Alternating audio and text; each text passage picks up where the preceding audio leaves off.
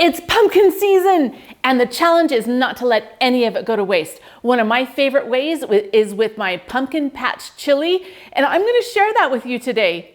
You lucky ducks.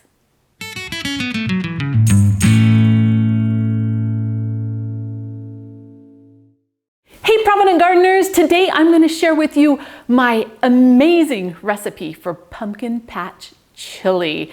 First, I want to thank Angela, the inquisitive farm wife, for inviting us to participate in Pumpkin Palooza 2025. So if you're looking for a bunch of great recipes to use some of your pumpkin this year, check out that playlist. Before I get started on this, one of my goals has been to eat at least 30 different plants a week because health experts say that that's really good for your gut microbiome. But if you're like listing those all out, it could be impossible. Well, this recipe has 17 different plants in it. But if you add cornbread or tortillas or even fruit for dessert, you have upped that count. So as gardeners, we're gonna have the healthiest gut microbiome ever because we eat so many fresh plants. I call this recipe pumpkin patch chili, but what it really is tomato, pumpkin, black bean kind of chili with all kinds of vegetables in it. And it is so good. I don't do a lot of pressure canning because for me, it's very labor intensive. And since I have a freeze dryer, I love to use my freeze dryer. So there's two things that I do.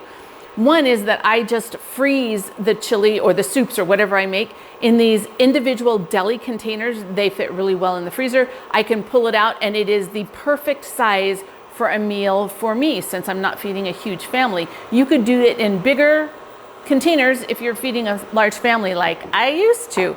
But one of my very favorite things to do is to freeze dry it because suddenly it makes it so that I don't have to be dependent on a freezer. It's shelf stable. When we just went on a recent vacation, I took a whole bunch of different frozen foods with me because I can't eat what other people eat. So I'm super excited about the freeze dry because it's easy to take on any trip anywhere. I could put it in Mylar bags or leave it in this. The Blue Alpine freeze dryer, one of the reasons why I love it is because of these trays. Do you see how when you pour the liquid in, this mat, it just contains it all. And then when you pull it out, you can actually dump it in like this. So I absolutely love that about the Blue Alpine freeze dryer. Any freeze dryers work and they're fine. So let's get this started. Let's move the temp to low now. When I'm rehydrating my freeze dried foods, all I do is boil the water and then I can make this depending on how thick I want it. If I want it more soup-like, more chili-like, that's how much I add. So today, I'm just gonna add the rest of this bottle. Now, notice there wasn't an oxygen absorber in here because I just did these and I knew I was gonna do the video. When I normally freeze dry stuff, I always put an oxygen absorber in the bottom and then I vacuum seal it. And that way, for sure, this is gonna be just fine. This is so beautiful. And that's all it takes to make my meal once I've freeze dried it.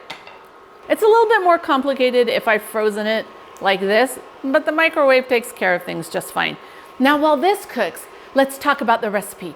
So the first thing that I did was soak the black beans and cook them in the Instant Pot. Then I cut open the pumpkin, scooped out all the seeds, and roasted it. The next thing that I did, when I pulled that out and let it cool, I cut up the tomatoes just in half. These were Romas, and I put them with the skin side up, and I roasted them. While they were roasting, I browned the ground turkey. Now you could use any kind of ground meat, or you could omit the meat altogether. I really like the meat in a recipe like this, and the beans and the vegetables. It just really is satisfying. And so that's why I like to do that. If you're using the turkey, you might want to use just a little bit of olive oil so it doesn't stick to the pan.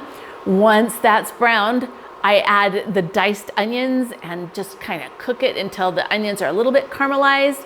Then I'll add the garlic and the celery and the carrots and let those all get nice and soft. And then once they're soft, this time I didn't have fresh peppers to put in it because I've already harvested all my peppers, right? It's pumpkin time. And so I had a bag of frozen peppers that I had cut up, and I just tossed those in there and mix that around because they don't need as long to cook.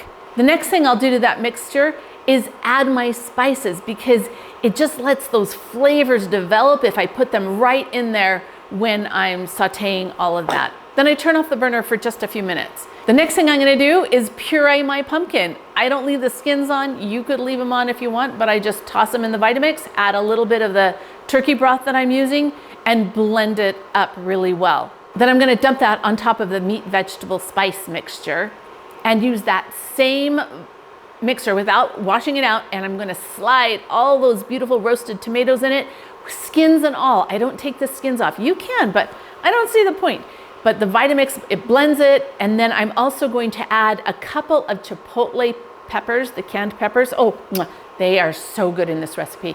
I'll just add them to the tomatoes when I'm blending it, just so that they're all chopped up and throughout. And then I'm gonna take those blended tomatoes, dump it on top of the pumpkin puree in this big pot, and my pot is getting really full. Then I add the black beans. I've strained them. They're cooked and they're strained. I add those in there.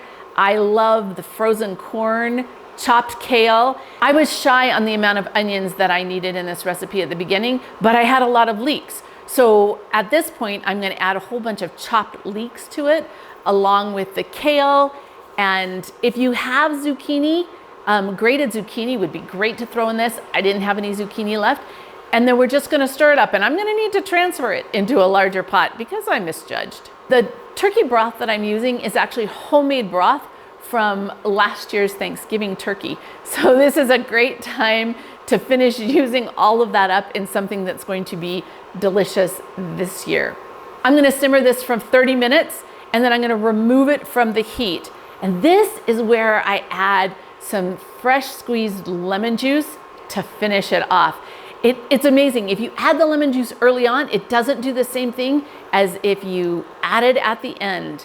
Now, I'm gonna stir this all up, give it a good taste test. Does it need more salt? Does it need more pepper? I'm gonna add anything else that it needs right now.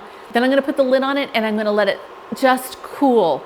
Because of the size of this pot, it had to cool for a few hours.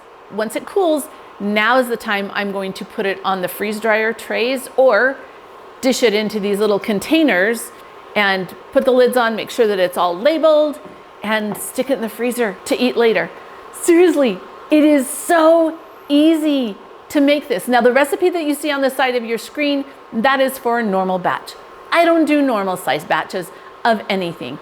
The recipe calls for only 2 cups of pumpkin. Well, I had more pumpkin than that, so I added more pumpkin. I don't get real persnickety about the amounts of different ingredients, and yours will probably turn out exactly the same every time if you use the exact recipe. But for me, I'm more of a dumper, and I end up with just these amazing, amazing, amazing foods.